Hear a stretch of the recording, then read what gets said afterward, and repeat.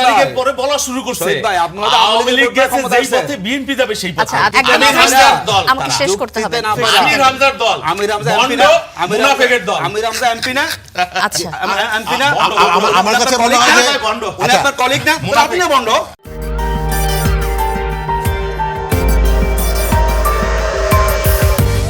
3.5 মাসে 4 মাসে যদি 5 বছরের একটা সরকারকে মূল্যায়ন করে ফেলেন একভাবে, এটা খুবই দুর্ভাগ্যজনক হবে, নিষ্ঠুরতা হবে।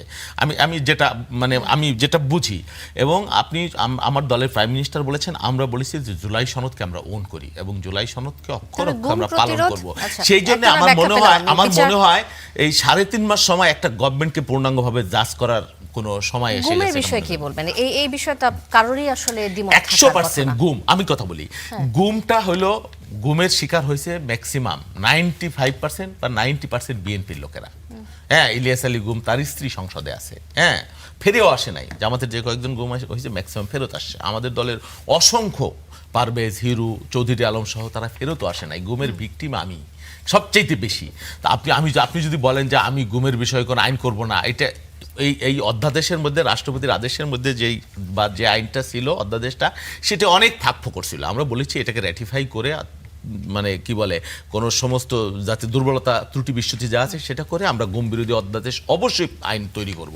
এটা নিয়ে উদ্বিগ্ন হবার কোনো প্রয়োজন আছে বলে মনে করি না।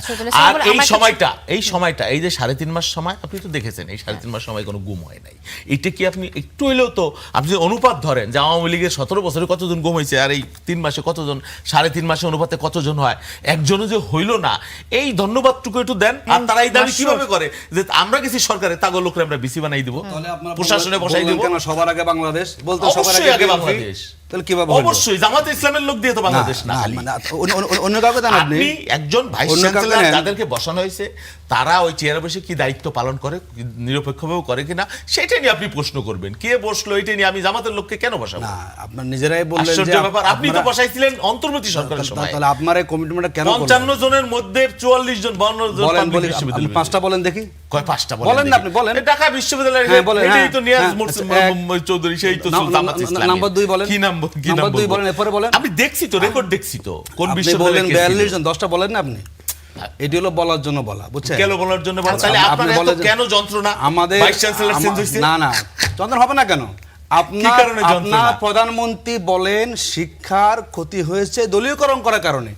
আগের দিন বললেন, পরের দিনে আপনাদের দলের লোকদের বলেছেন আপনারা মুখে বলেন দলীয়করণ হলো শিক্ষক রাজনীতি। তো হয়েছে না? শিক্ষক রাজনীতি, শিক্ষক রাজনীতি নষ্ট হয়েছে না? তো ওই যে শিক্ষক রাজনীতি করে, যে 5-8 যে জামাতের যারা ভাইস চ্যান্সেলর, সেটা কি দলীয়করণ হয় না? যে লাগা ধান লাগা, আচ্ছা, নাচতেছে না, সেরকম ভাইস চ্যান্সেলর থাকে না। জামাতের ভাইস চ্যান্সেলর দলীয় না, নাকি জান্নাতি? জামাতের কোন পদের লোক ভাইস চ্যান্সেলর হয় নাই। ইসলামী ব্যাংকের কোনো জামাত নাই। আমি বলছি কোনো ভাইস চ্যান্সেলর জামাত ছিল না।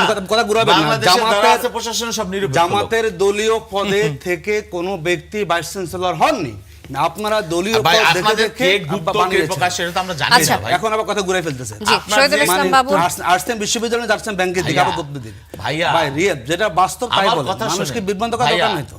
আতিক ভাই, মানে যে ভাইস চ্যান্সেলর চেঞ্জ হইছে, তা আপনারা কেন এটা নিয়ে প্রতিক্রিয়া করতেছেন? প্রতিক্রিয়া কাজ দেখে কেন করছেন না?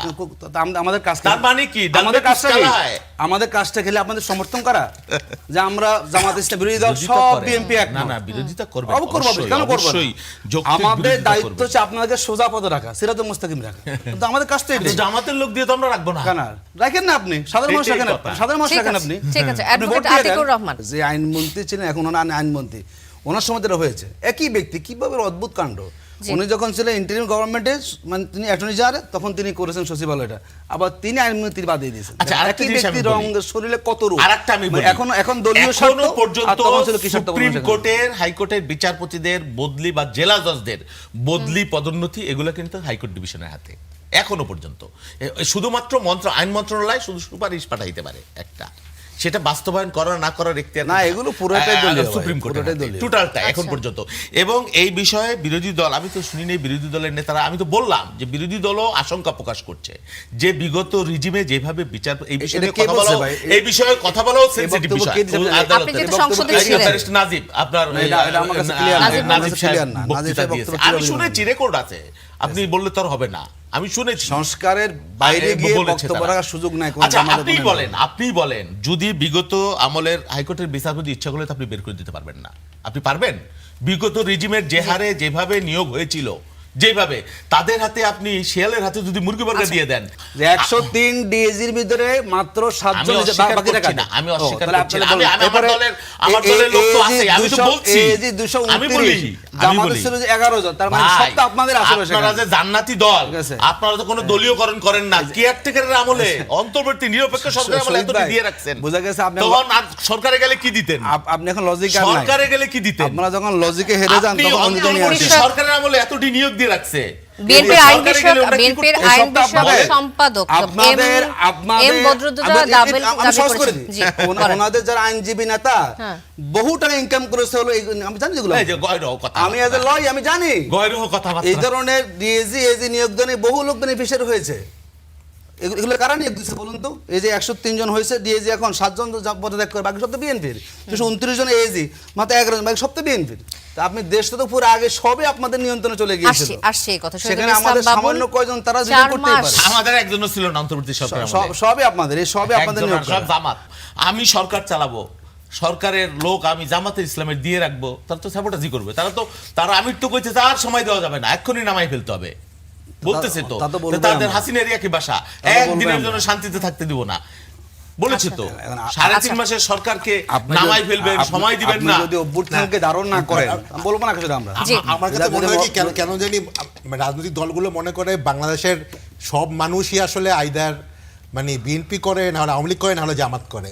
বাংলাদেশে তো আসলে রাজনৈতিক দলের সাথে সরাসরি সম্পর্কিত ম্যাক্সিমাম হয়তো 10% লোক, বাকি 90% লোক তো আসলে মানে হয়তো তার কোনো সমর্থন থাকতে পারে, কিন্তু এদের তো বেশিরভাগই আসলে নিরপেক্ষ লোক।